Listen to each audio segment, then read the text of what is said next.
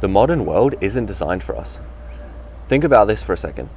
The average person needs caffeine to wake up, needs alcohol to celebrate, needs sugar to enjoy the food they eat, needs porn to feel loved, needs social media to feel connected, needs pills to sleep, and then needs caffeine again to wake themselves up, because the cycle never stops. So surely if everyone's dependent on all these different stimulants and all these different things, something's wrong. And the funny thing is, most people can't imagine their life without any of these things, without caffeine, without social media, without drugs, without alcohol. And except for alcohol, all of these other things have only been invented over the last 100 years or so. So clearly people were living completely normally before that, but now they're so ingrained in our identity, in our life, that we just can't imagine life without them. And so I think that's one of the best indicators to show that this modern exodus is really necessary. And so what I mean by modern exodus is about leaving this whole modern world.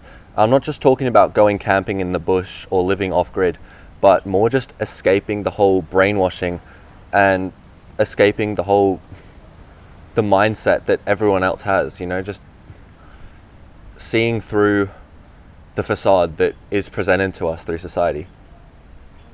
Another thing that's interesting is, if you look at all of these things that people can't live their life without, you would think to yourself, oh, these are good inventions though, like for the most part. Caffeine helps us be productive, whatever. But if these inventions were so good, and if modern life really was that great, then how come life satisfaction is decreasing, loneliness is increasing, infertility is increasing, depression is increasing? Like, if life was really so great now and all these inventions were so great for us, then surely you would see the exact opposite of what's happening. But instead, the trend is that everything's getting worse mentally. So clearly the world that we're in, this modern system, is clearly counter to how humans are supposed to live, which is exactly my whole point. Another symptom of this whole modern system is everything is now quantified by arbitrary numbers. Like, instead of just eating until you're full, people will start counting calories. Oh, this has too many calories, I can't eat this. This has not enough calories. People will start looking at random numbers to try to decide what they can and can't eat. And the same is for everything else. People will look at followers on Instagram to decide how well connected they are.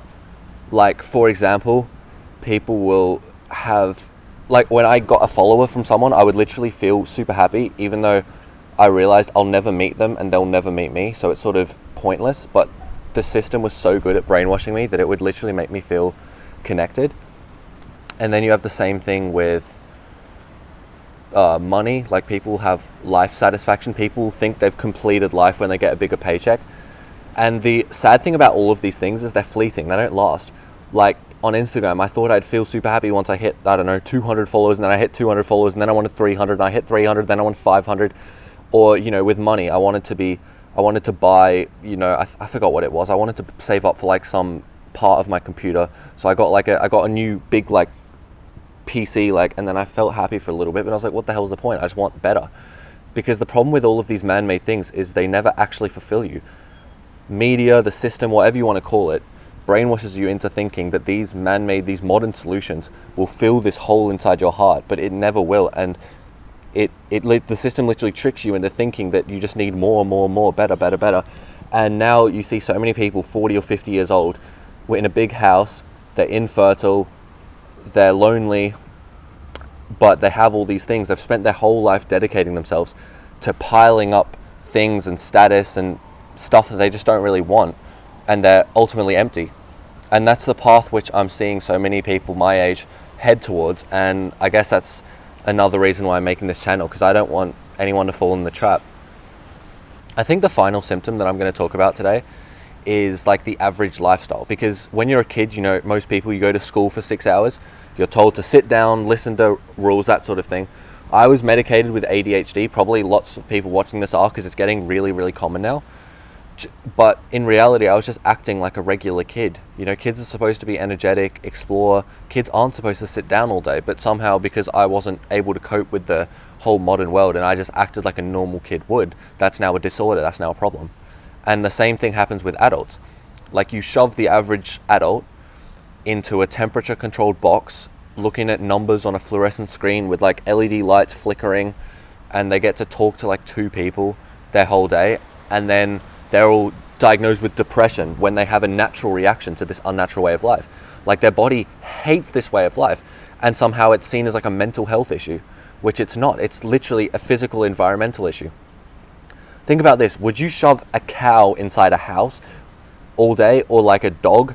Would you put a dog inside the house its entire life, or like a cow or a horse? Of course not. Like horses need to run around, cows need to roam on grass. That's obvious, but somehow humans, we think we're above that, and that, you know, inside is all great. And don't get me wrong, you know, you can be inside and everything, but living your whole life cooped up inside is terrible for you, because newsflash, you're just as much of an animal as every other animal is.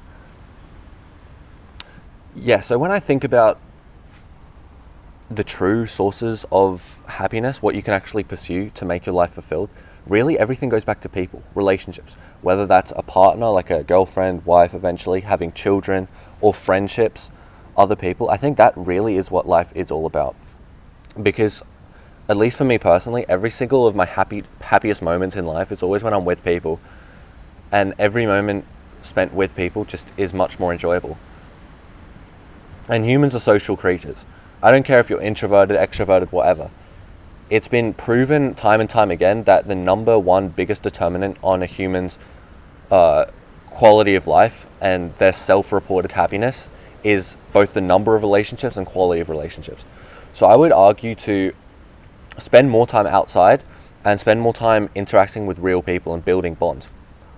And just a side point, just in terms of going outside in general, it's been proven that the ground actually emits a specific voltage of energy, which when you come into contact with it with like bare skin, your body then absorbs, and it's been shown to have antioxidant effects. So it literally reduces oxidative damage in your body. It increases blood flow to your arms and your face, and it reduces anxiety.